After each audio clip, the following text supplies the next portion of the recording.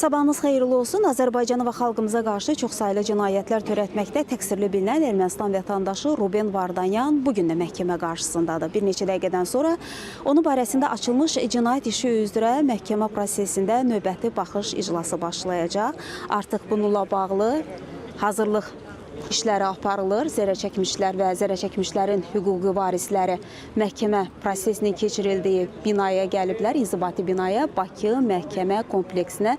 Onlar tədricən qeydiyyatdan keçirilər və prosesin keçirildiyi Bakı məhkəmə kompleksinin inzibati binasına tədricən daxil olurlar.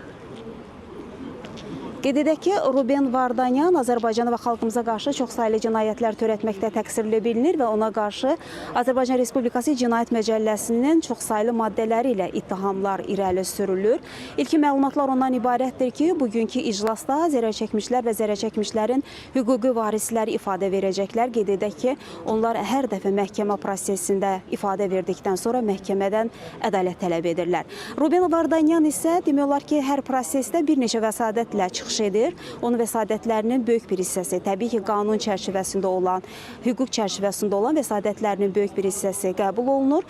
Lakin qanunvericilikdən kənar verdiyi, əsaslandırılmamış vəsadətləri isə rədd olunur.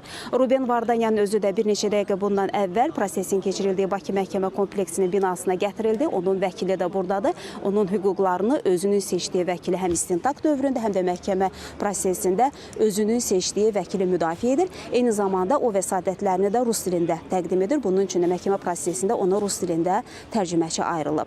Biz xəbərlərin növbəti buraxılışında bugünkü iclasla bağlı daha geniş məlumatları tamaşaçıların diqqətinə çatdırmağa çalışacağıq. Hələlik isə bu dəqiqələrə Bakı məhkəmə kompleksinə çatdıracaqlarımız bu qədər deyərək sözü yenidən mərkəzə, studiya ötürürük.